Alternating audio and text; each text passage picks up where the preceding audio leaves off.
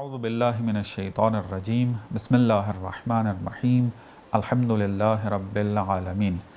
ناظرین، آج سے ہم شہید مطہری رحمۃ اللہ علیہ کی ایک اہم کتاب کی تدریس کا آغاز کر رہے ہیں۔ اگر آج کے زمانے کو مد نظر رکھا جائے تو اس کتاب کی اہمیت بہت اجاگر ہو کر سامنے آتی ہے۔ آج کے اس پرفتن دور کے اندر ہم دیکھتے ہیں کہ دین اسلام کے اوپر یا ادیان الہی کے مقابل میں دشمن بڑا تیزی سے جو ہے وہ کام کر رہا ہے، اور اس کا جو ہدف ہے وہ یہ کہ خدا کو انسان کی زندگی سے نکال دیا جائے، خدا کی طرف سے توجہ انسان کی ہٹا دی جائے اور انسان کو فقط مادی پسند جو ہے وہ بنا دیا جائے۔ اور اس کے لیے انہوں نے بہت سارے اقدامات کیے ہیں، عملی دنیا کے اندر بھی اور فکری دنیا کے اندر بھی۔ تو ظاہر سی بات ہے کہ ایسے دور کے اندر ضروری ہے کہ ان حملات کا جواب دیا جائے، ان کا مقابلہ کیا جائے۔ ظاہر سی بات ہے جس طریقے سے ایک ملک کے اوپر، ایک سرزمین کے اوپر دشمن جو ہے وہ حملہ آور ہوتا ہے تو وہاں کے رہنے والوں کے لیے ضروری ہو جاتا ہے کہ وہ اس کا مقابلہ کریں تاکہ اپنے اس سرزمین کی جو ہے وہ دفاع کر سکیں۔ فکری دنیا میں بھی ایسے ہی ہے۔ اگر ایک نظریات جو کہ اس دین کے اندر عقلی بنیادوں پر ثابت شدہ ہوں اور تمام اصول و معیارات کے جو صحیح نظریات کے اندر پائے جانے چاہیے ان کے اندر موجود ہوں، لیکن پھر بھی اس کے اوپر کچھ افراد آ کر یا کچھ آئیڈیالوجیز آ کر یا کچھ ورڈیوز کو سامنے جو ہے وہ لا کر حملہ کیا جائے تو یہاں پر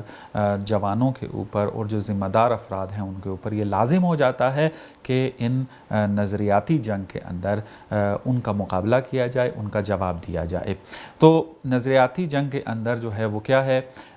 ہتھیار علم ہی ہوتا ہے۔ علم کے ذریعے، استدلال کے ذریعے، پختہ دلائل کے ذریعے مقابلہ کرنا ہوتا ہے اس کے اندر۔ تو یہ جو آج ہم کتاب کی تدریس کا آغاز کرنے جا رہے ہیں، خدا شناسی کے اندر بنیادی ترین مسئلہ ہے، یعنی بحث کا آغاز یہیں سے ہوتا ہے۔ ظاہر سی بات ہے جب بات اس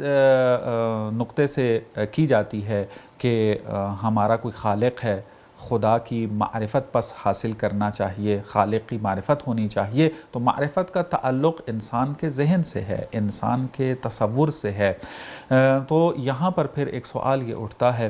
کہ خداوند متعال کس طریقے سے انسان کے تصور میں آتا ہے؟ چونکہ ادیان الہی اور خصوصاً جو ہے وہ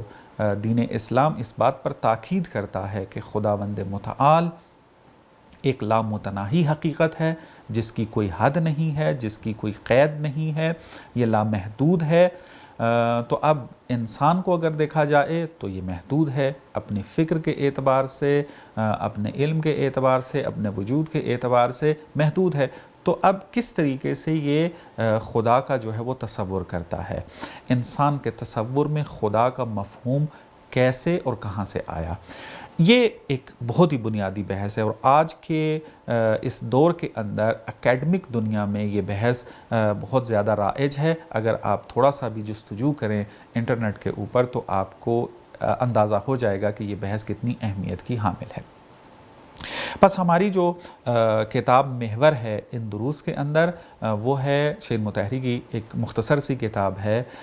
وہ ہے خدا در اندیشہ انسان، کہ خدا انسانی تصور میں۔ شہید مطہری رحمۃ اللہ علیہ کی یہ کتاب ان کے دروس کا مجموعہ ہے کہ جو مختصر 4 سے 5 درس دیے تھے اس موضوع کے اوپر، تو انہی کو جو ہے وہ لکھ کر ایک کتابی شکل دی گئی ہے۔ اور شہید مطہری رحمۃ اللہ علیہ کی خصوصیت جو ہے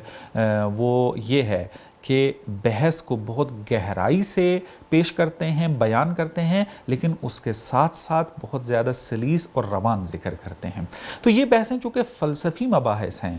ان کے اندر نکات جو ہیں وہ فلسفی عنوان سے بھی ذکر ہوتے ہیں، تو ضرورت محسوس ہوتی ہے کہ اس کو تدریس کیا جائے، تاکہ جہاں پر کچھ علمی اصطلاحات آ گئی ہیں، علمی بعض مطالب ذکر ہو گئے ہیں جو کہ عرف عام میں رائج نہیں ہیں، تو مطالعہ کرنے میں مشکل ہو جاتی ہے۔ تو یہاں پھر ضرورت محسوس ہوتی ہے کہ ان کو تدریس کیا جائے، کھولا جائے، تاکہ اس کتاب کو کوئی عامی انسان بھی اگر مطالعہ کرنا چاہے تو ان دروس کے اندر وہ شہید مطہری کے بیان کردہ مطالب کو اچھے طریقے سے سمجھ سکے اور پھر ان مطالب کے ذریعے وہ اپنے دین کا دفاع کر سکے۔ تو شہید مطہری رحمۃ اللہ علیہ نے اپنی اس کتاب کا آغاز ایک اہم نقطے سے کیا ہے کہ جو معرفت کی دنیا کے اندر ایک کلیدی حیثیت رکھتا ہے، وہ ہے ذہن کی حقیقت، کہ ذہن انسان کیا ہے، کس طریقے سے یہ عمل کرتا ہے۔ تو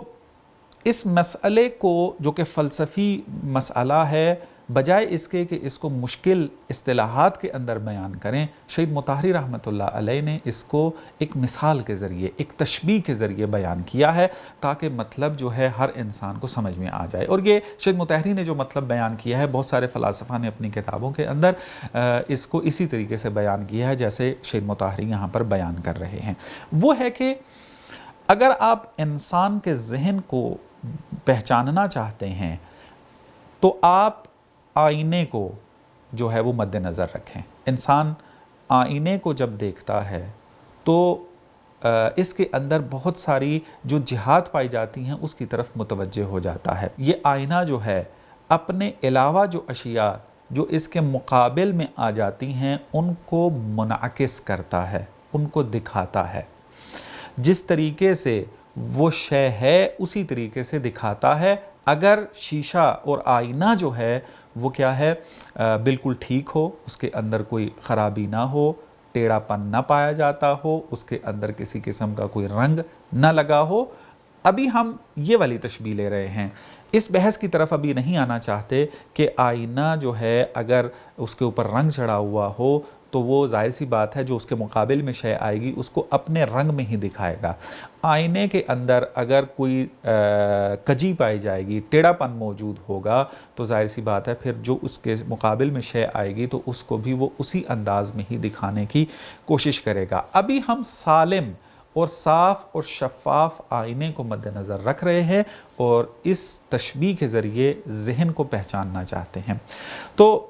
معمولاً آپ منطق کی کتابیں اٹھا کے دیکھ لیں، فلسفے کی کتابیں اٹھا کے دیکھ لیں، ذہن کو سمجھانے کے لیے آئینے سے تشبیہ دے کر سمجھایا جاتا ہے۔ تو شہید مطہری رحمۃ اللہ علیہ نے بھی جو ہے اسی نقطے سے آغاز کیا ہے، لیکن ایک اہم نقطے کی طرف توجہ دلائی ہے، وہ یہ کہ درست ہے کہ ذہن کو سمجھانے کے لیے کہ یہ کس طریقے سے کام کرتا ہے، اس کی عمل کرنے کا اور کام کرنے کا انداز کیا ہوتا ہے، اس کو تشبیہ دی جاتی ہے آئینے کے ساتھ، لیکن اس بات کی طرف توجہ دلائی ہے ایسا نہیں ہے کہ آئینہ جس طریقے سے عمل کرتا ہے بالکل ایسے ہی ذہن بھی عمل کرتا ہے، یعنی عینیت پائی جائے ذہن اور آئینے کے درمیان، شیشے کے درمیان عینیت کا رابطہ نہیں پایا جاتا، یعنی سیم ٹو سیم نہیں ہے۔ ہاں، ذہن کو قریب کرنے کے لیے، مطلب کو سمجھنے کے لیے ہم سہارا لے سکتے ہیں آئینے کا، لیکن ہم یہ نہیں کہہ سکتے کہ اگر ہم نے آئینے کو سمجھ لیا، اس کے کام کرنے کی کیفیت کو سمجھ لیا تو ہم نے مکمل طور پر اب ذہن کو سمجھ لیا۔ نا، ذہن اور آئینے میں فرق بھی موجود ہے۔ مطالب کچھ اور رہتے ہیں، انشاءاللہ اگلے درس میں اس کو بیان کرتے ہیں۔ وصلی اللہ علی محمد و آل محمد۔